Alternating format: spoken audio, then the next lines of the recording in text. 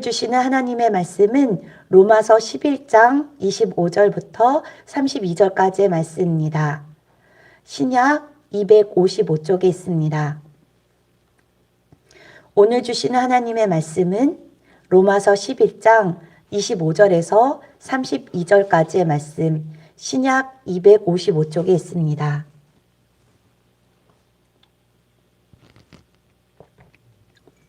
로마서 11장 25절에서 32절까지의 말씀을 다 같이 교독하시고 마지막 절은 함께 읽습니다.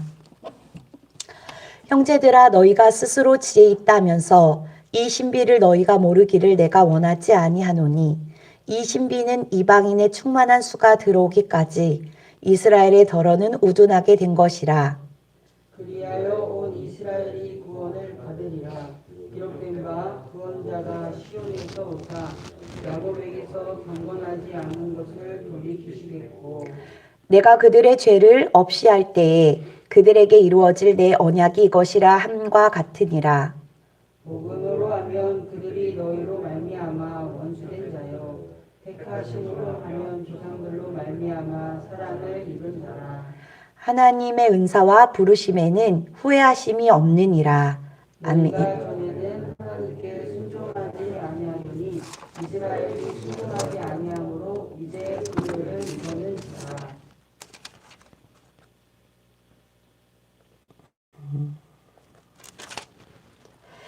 이와 같이 이 사람이 순종하지 아니하니 이는 너희에게 베푸시는 긍휼로 이제 그들로 긍휼을 얻게 하려 하심이라.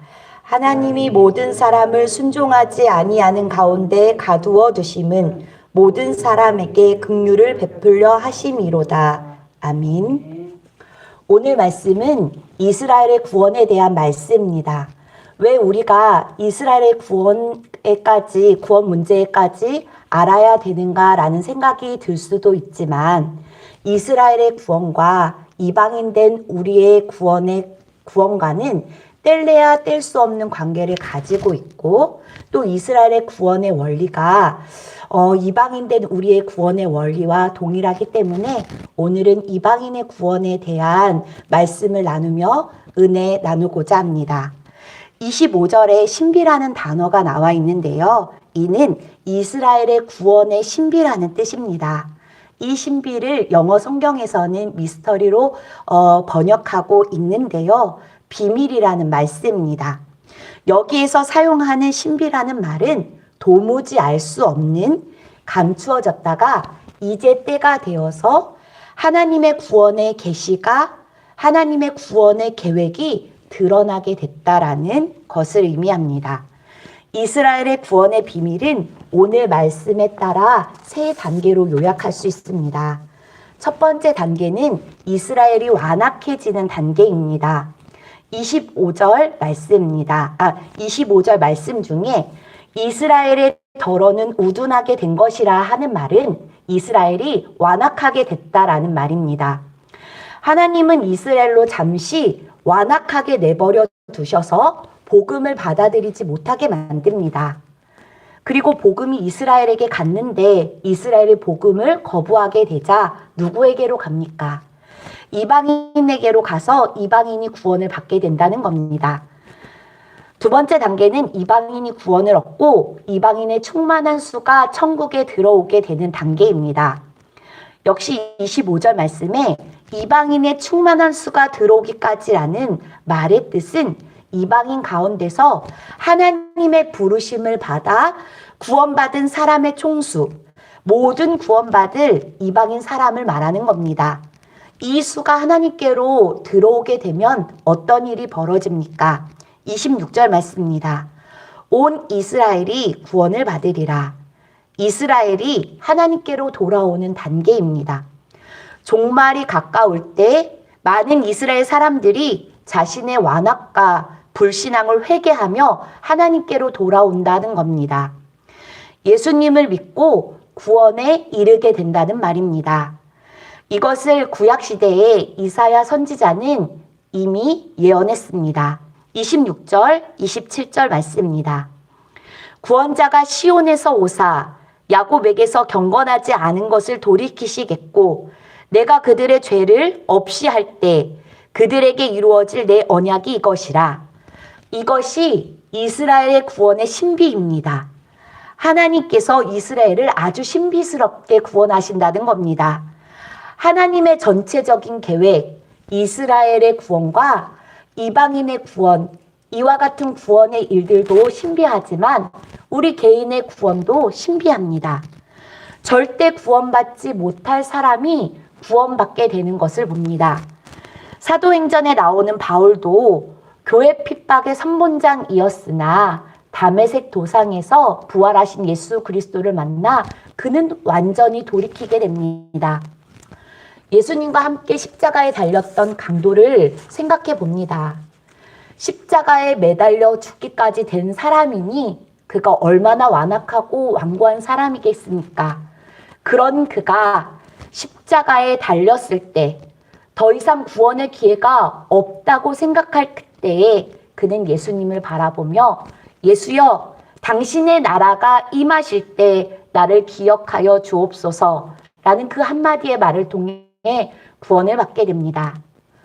노예선 선장이었던 존 뉴턴은 우연히 토마스 아켄피스가 썼던 그리스도를 본받아라는 책을 읽고 회개하여 그가 하였던 일에 대한 마음의 가책을 받아 그 일을 청산하게 됩니다.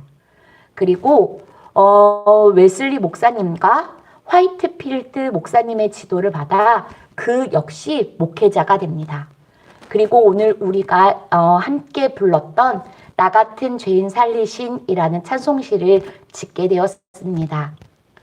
우리도 처음 예수님을 믿게 된 때를 생각해 본다면 하나님을 모르고 전혀 복음에 대해서 예수님에 대해서 관심이 없었는데 아주 우연히 생각지도 못한 일로 예수님을 믿고 구원을 받은 그런 분들이 분명히 계실 겁니다. 이것이 바로 하나님의 구원의 신비요, 비밀이라는 것을 우리에게 보여주는 겁니다. 개그우먼 송은이는 집에서 가장 먼저 교회 다니게 되었다고 합니다. 그녀의 어머니는 새해가 되면 제일 먼저 토정비결로 운세를 보는 독실한 불교 신자였다고 합니다. 처음에 송은이가 교회에 다니게 되었다라는 것을 알았을 때 어머니는 불같이 화를 내었는데요. 그녀는 내가 만난 예수님이 너무 좋았고 교회 다니는 것이 몹시 즐거웠기 때문에 어머니도 같이 교회에 다녔으면 좋겠다라는 그러한 바람으로 처음에는 열심히 엄마와 많이 다투었다고 했는데 그 후에는 꾀를 내어서 어머니께는 교회에 다니지 않는다라고 거짓말을 하고 주일에 스케줄이 있는 것처럼 교회에 다녔다고 합니다. 그리고 어머니가 교회에 나오기까지 그녀는 8년 동안 혼자 신앙생활을 하였는데요. 그녀는 이렇게 고백합니다. 내가 할 수 있는 것은 기도밖에 없으니 꾸준히 열심히 기도했습니다. 언젠가는 정말 엄마와 같이 교회를 다닐 수 있다는 믿음과 확신이 있었습니다. 그렇게 그녀의 기도로 어머니는 교회에 나오게 되었고 지금은 새벽 제단을 쌓을 만큼 열정적인 그리스도인이 되었다고 합니다. 세상 사람들에게 복음을 전할 때 수십 번, 수백 번을 전해도 절대로 안 믿을 사람이 훨씬 많습니다. 그런데 오늘 이 예배의 자리에 있는 우리를 생각해 볼 때 우리는 얼마나 하나님 앞에서 악하고 완고한 사람입니까? 성격도 삶도 모나고 삐뚤어져 있는데 그럼에도 불구하고 이상하게 하나님이 믿어지고 예수님이 믿어져서 구원을 받게 되었으니 일이 얼마나 신비하고 놀랍습니까? 다시 이스라엘로 돌아와서 생각해 본다면 복음의 관점으로 보면 이스라엘은 복음을 거부했고 믿지 않았고 하나님께 불순종했고 하나님과 원수의 관계가 되었습니다. 그런데 그들의 조상 아브라함, 이삭, 야곱 덕분에 그들은 하나님께 사랑받은 자가 된 것입니다. 바로 이 점에서 그들은 하나님의 버리심을 받을 수 없는 자가 된 것입니다. 그들도 구원을 받을 수 있게 된다는 겁니다. 29절 말씀은 이스라엘이 구원받게 된다는 사실을 재확인하고 있습니다. 하나님의 은사와 부르심에는 후회함이 없느니라. 아멘. 하나님께서 이스라엘 민족을 택하시고 언약을 맺으시고 은혜를 주신다는 것은 절대로 철회되지 않는다, 무효되지 않는다, 취소되지 않는다는 겁니다. 이스라엘이 비록 하나님과 맺은 언약을 깨고 하나님을 불신하고 복음을 거부한다 하더라도 하나님께서는 이스라엘 백성과 맺은 언약을 철회하지 않으시고 돌이키지 않으신다라는 것입니다. 그리고 약속대로 끝끝내 구원을 이루신다라는 겁니다. 이것은 우리에게도 마찬가지입니다. 우리에 대한 하나님의 은사와 부르심에는 후회하심이 없습니다. 우리가 때때로 믿음이 약해지고 흔들리고 하나님을 잊고 불순종해도 하나님께서는 택하신 백성을 잊지 않으시고 절대로 버리시지 않으십니다. 하나님께서는 약속에 신실하신 하나님이십니다. 하나님의 신실하심을 믿고 그 하나님의 신실하심을 본받고 우리도 하나님의 신실함을 믿고 따라가시기를 바랍니다.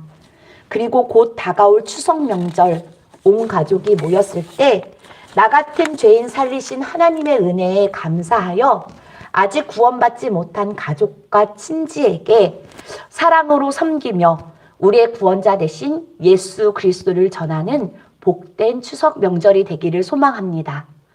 오늘 우리가 기도할 때 아직 구원받지 못한 사랑하는 이들의 이름을 부르며 하나님, 그들에게도 구원의 은총을 베풀어 달라고 간절히 중보합시다.